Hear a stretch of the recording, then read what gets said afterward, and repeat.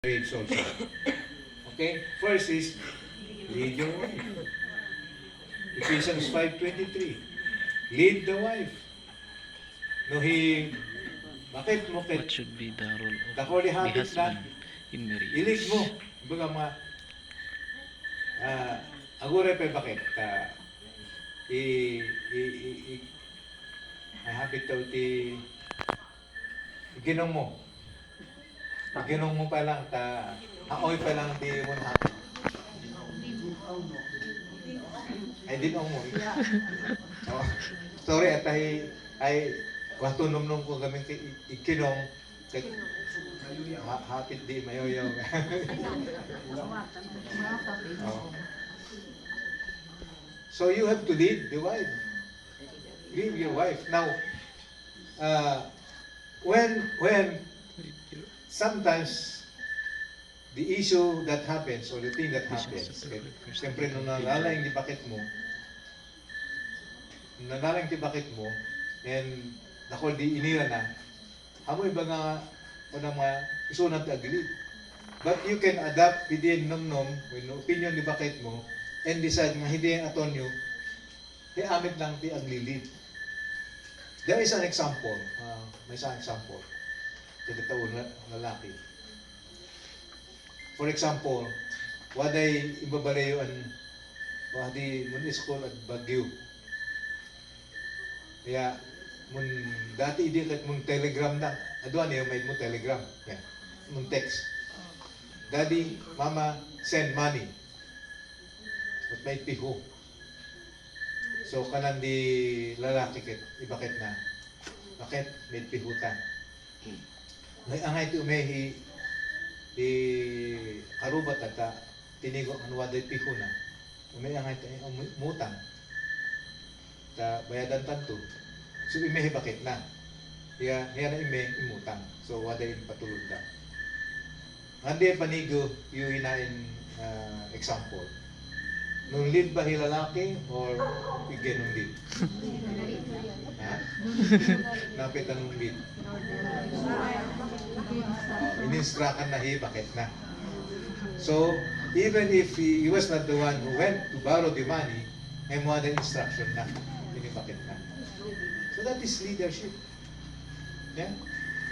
Okay? Now, second is Love your wife. love your wife. Ephesians chapter Love 5 your wife. verse 25.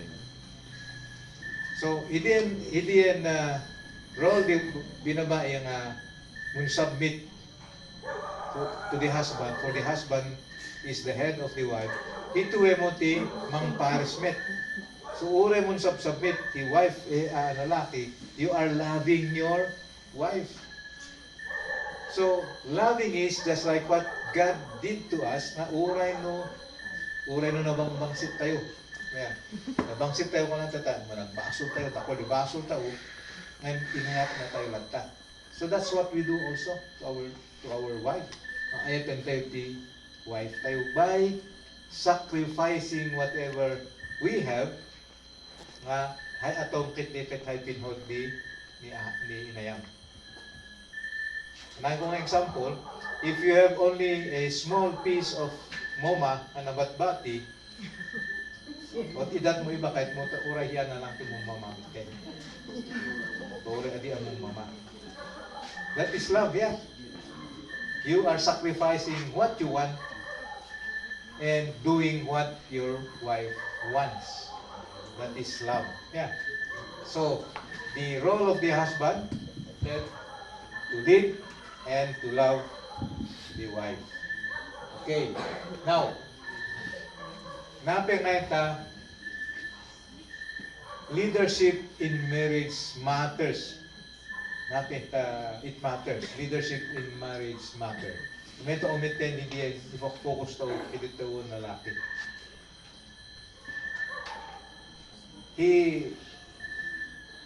Partnership, kung natin Ilocano ang pinagkadwa, i-define the state of being a partner. So partnership is a state of being a partner. So mun partner ayo may nangat nato. Yeah, parehas lang.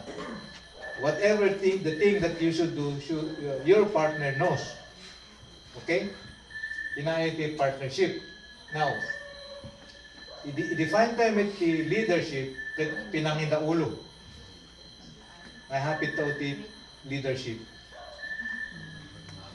Bukod nilo ka, ano, ha? O, mga pangpangulo. So, the definition of the leadership is the ability of an individual or group of people to influence and guide followers of an organization, society, or team. So, hay root word ito ang leadership kaya influence. So, nung na-influence mo, ay ohan tago, kahit nangulo, hindi na katong, you're leading. So, no na-influence mo, bakit mo, may bugwa, hilikod di punbugwa, wade puntugwalan, o, hindi leadership mo. Okay? That's leadership. Now, why do you say that? Because even in good leadership, it happens, a good leadership, it happens from the inside out. Wade pun baliwan ito unig tayo, inside.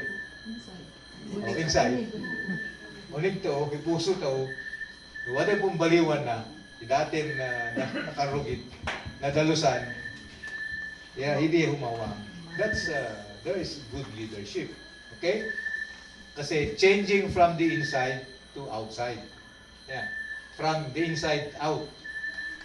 So, ngandi, waktu pusong idi. Kahit nasukatan, then, there is good leadership. Nasukatan ti may mayat. Yeah. Ang nasukatan ti madmadi. Now, there is what they call marka nga iti mapod ang relationship. Okay. Anto mark the healthy relationship. No healthy edi mapod ang relationship, matigo ta uno, kaya ang inayan, lalaki o babae, ipalubos mo nga ma-influensya ilakay mo o hibakit mo. Hello? Nawatan niyo diyan? There is healthy relationship if you allow your wife, yourself to be influenced by your wife, and your wife to be influenced by you. Nabi at hindi.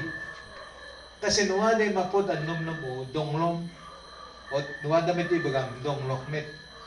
Because I am not perfect, we are not perfect. And we are partner. Yeah. Tigon to ang partner to. Iso nga, dayuan muni yung bali, masapul nga ron nga, donglom hi ahawam, tawaday inira na nga, igem inira. For example, amoy ti traits ti babae. They can see, ulat kita ang abot. We men, dito kung di na nakikit, antay makita di babasit nga abot because what we can see kat di ang object. Dagiti babae makita da. That's why they make comment. And that's the reason why we have to allow ourselves also to be influenced by them.